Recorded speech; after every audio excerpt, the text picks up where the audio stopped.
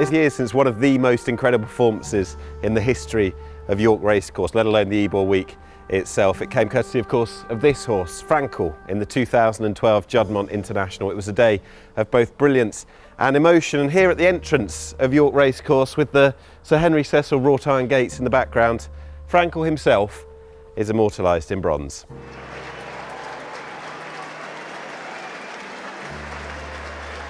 And an identical statue stands just here in the beautiful gardens at Banstead Manor Stud, just outside Newmarket.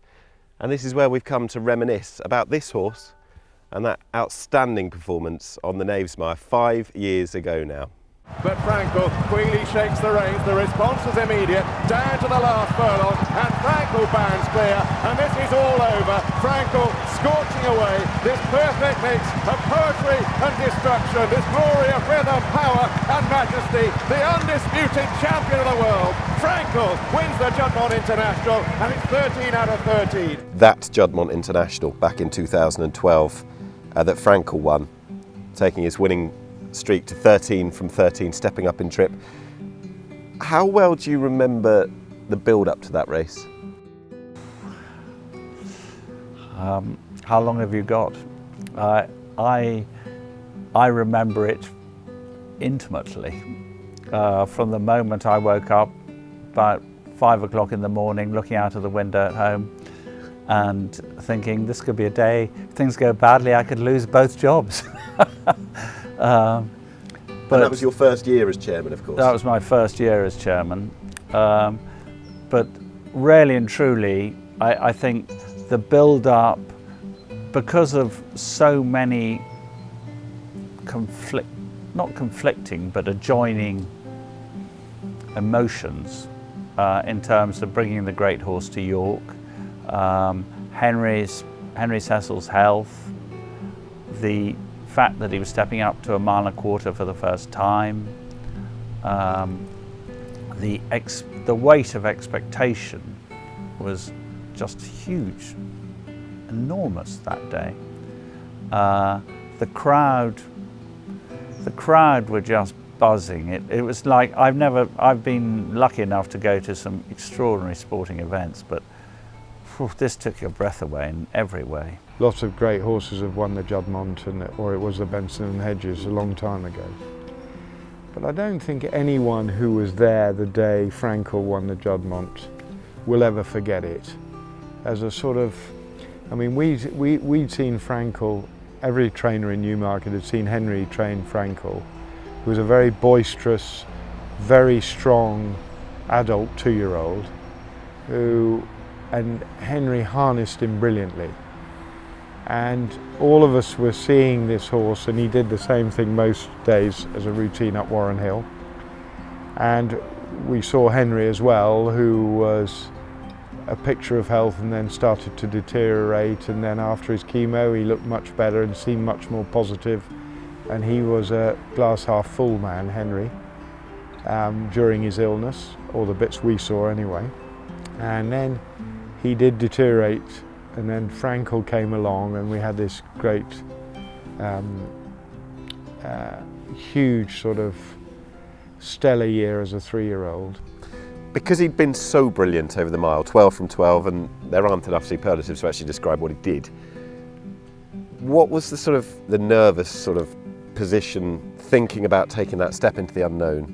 Henry made all the calls. And his judgment was absolutely unfailing and always straightforward. He knew exactly what he wanted to do with the horse, and so we had great confidence. And of course, the horse himself gave us that extraordinary feeling every time he set foot on the gallops. You saw things you rarely ever see, but on a regular basis. And so after he'd won so well at Ascot in the Queen Anne, and he sort of bolted up, you know, you had to be you had to be pretty confident that he'd get a mile and a quarter without much trouble. It was a day where you can look back on in a huge amount of satisfaction and enjoyment. I remember the morning of the day. Remember, this was the first time that Frankel had raced over a mile and a quarter, and it wasn't sure he would stay. So there was a lot of pressure, if you call it that, a lot of anticipation, a lot of excitement about the prospect of the race. And of course he had a hugely talented field lining up against him. St Nicholas Abbey, Farhh, who both went on to subsequently win Group 1s aplenty. The way he demolished that field, the way he did it in such style. Sir Henry Cecil, obviously in failing health but determined to be here, Prince Khalid Abdullah here. So it was a tremendous day, and one that lived long in the memory of not just me and the team, but everyone who was here that day. You mentioned Sir Henry Cecil, who hadn't been at Goodwood for the Sussex Stakes earlier that season, or a month before, and he was undergoing his treatment. How important was that day to him, to know that it was in the diary and that he wanted to be there?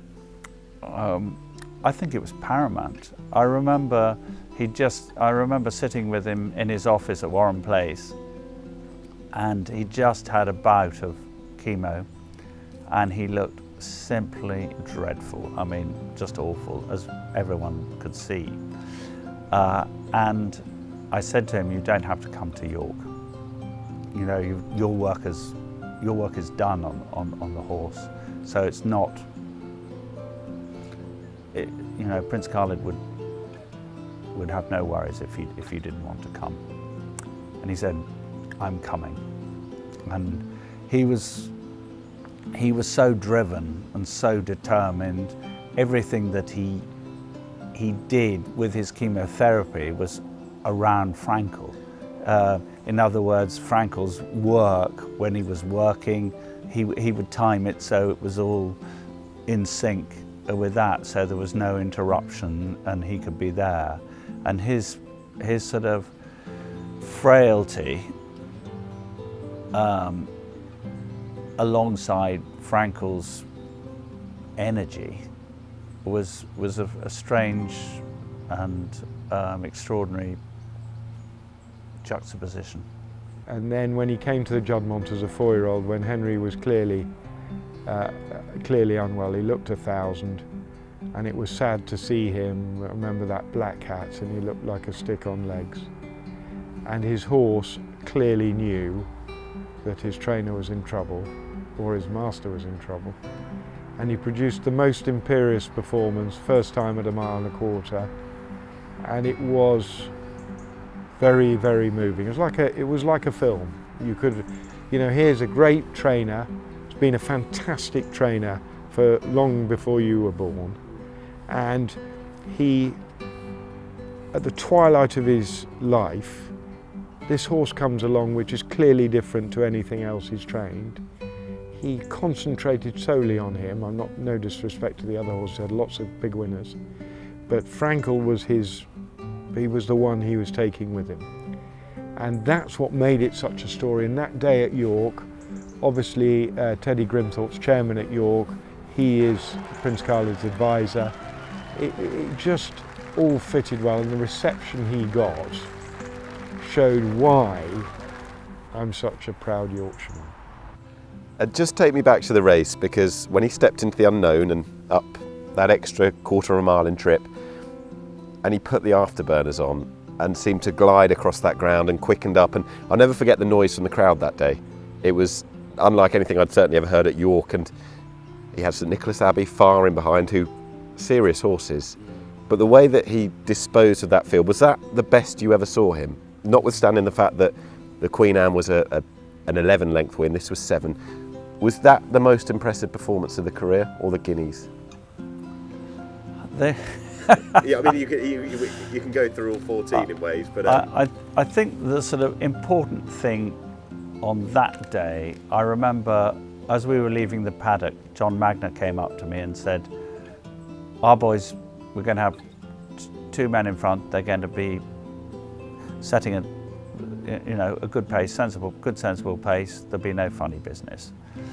And it was sort of it was a sort of a decent a decent thing to say, and that indeed is what happened. His two horses set up the pace for St Nicholas Abbey, and I was always, when you saw Frankel travelling, you never really had that much worry, because Tom sat on him and with a nice good rein on him, and his sort of good easy stride.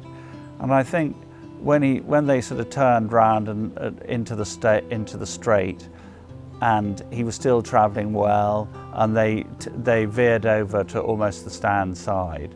My only worry was that he might just get shut in as they came across it, But his movement was so pure and smooth that for one moment it was almost like it was in slow motion, or the others were in slow motion, and Frankel was just sort of easing through the gears.